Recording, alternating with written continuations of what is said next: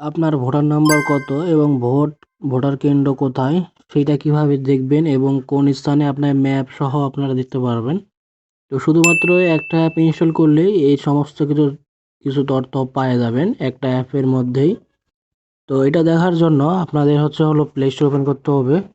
তারপর এখানে লিখতে হবে স্মার্ট ইলেকশন ম্যানেজমেন্ট বিডি। তো এই অ্যাপসটা ছোট, তো এটা ইনস্টল করে নেবেন, মেগাবাইট কম।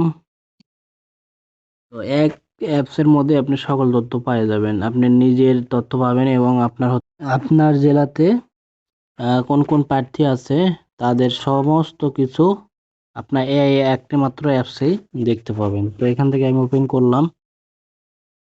তো ওপেন করার পর আমি এখান থেকে বাংলা সিলেক্ট করে নিচ্ছি। তারপরে এখানে দেখতে পাচ্ছেন যে ত্রয়োদশ জাতীয় সংসদ নির্বাচন, এখানে ক্লিক করবেন। তারপর এখানে আপনাদের এখানে বিভাগটা সিলেক্ট করতে বলবে।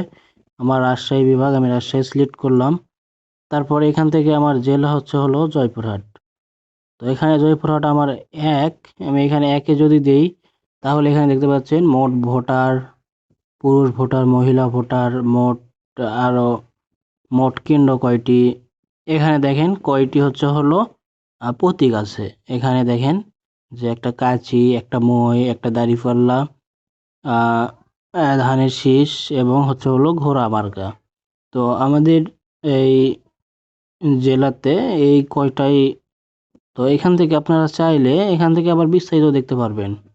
তো আমি এখান থেকে এই উপরটারি দেখাচ্ছি। তো এখানে যে দেখতে পাচ্ছেন এখানে হলফনামা দেওয়া আছে, আপনারা যদি হলফনামাতে দেন তো এখানে সবকিছু দেখতে পারবেন। এখানে যদি আয়কর রিটার্ন দেখতে পারবেন, যদি দেখতে চান দেখতে পারবেন, এখানে সমস্ত কিছু দেওয়া আছে। এখানে আপনার যে যেই বিষয়গুলো প্রয়োজন সেগুলো এখানে দেওয়া আছে। তো আপনারা চাইলে এখান থেকে সব কিছুরই দেখতে পারবেন। এরকম করে দিলে আপনারা ছবি সহ তার প্রতীক কি এখান থেকে দেখতে পারবেন। এই যে দেখতে পাচ্ছেন আর একটা আছে, এই যে এখান থেকে এরকম করে আপনারা দেখতে পারবেন। তো আপনার নিজের ভোটার নাম্বার কত, কোন কেন্দ্র এবং লোকেশন কোথায়, ম্যাপটা কিভাবে দেখবেন সেটা আমি এখন দেখাবো। তো এটা দেখার জন্য আপনি এই যে দেখতে পাচ্ছেন এখানে আপনি এই নির্বাচনে ভোটার কিনা যাচাই করুন। তো এখানে বিস্তারিত ক্লিক করবেন, তারপরে এখানে আপনার এনআইডি নাম্বারটা দিবেন। তো আমি আমার এনআইডি নাম্বারটা কপি করে রাখছি, এখানে পেস্ট করে দিলাম। তারপরে এখানে আমি জন্ম তারিখ দিব, এখান থেকে জন্ম তারিখ দিচ্ছি। এখান থেকে সালটা দিলাম। তারপরে ওকেতে ক্লিক করে দেবো, এখানে যাচাই করুন ক্লিক করে দেব।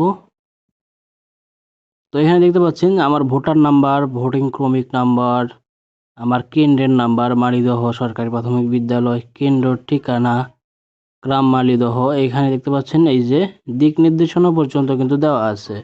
এখান থেকে দিলে এই যে আপনার গুগল ম্যাপটা ওপেন হবে। আমি গুগল ম্যাপটা ওপেন করতে চাচ্ছি না। তো এখান থেকে আপনার পিকচারটা শুধু আপনি পিকচারটা সহ এখানে দেখতে পারবেন সেই কেন্দ্রের। তো এটা অনেক ভালো। আর এটা আপনার যদি সার্চ করেন তারপরে এখানে দেখতে পাবেন জয়পুরহাট এক কোন কোন প্রতীক আছে, এখানে কিন্তু সবকিছু কিন্তু শো করতেছে। তো আপনার এখান থেকে বুঝতে সুবিধা হবে যে আপনার। আজকের ভিডিও পর্যন্ত। যদি ভিডিওটি ভালো লাগে অবশ্যই ভিডিওতে লাইক করবেন এবং আপনাদের বন্ধু ফ্যামিলির মাঝে শেয়ার করে দিবেন। আপনারা চাইলে আপনি নিজেরাই দেখতে পারবেন যে আপনার ভোটার নাম্বার কত, ভোটিং ক্রমিক নাম্বার কত, এগুলো আপনার নিজে দেখে যায় সেখান থেকে স্লিপ সংগ্রহ করতে পারবেন যে আমার এত নাম্বার, আমার এত নাম্বার, এরকম করে আপনারা সংগ্রহ করতে পারবেন, তাহলে সময় কম লাগবে।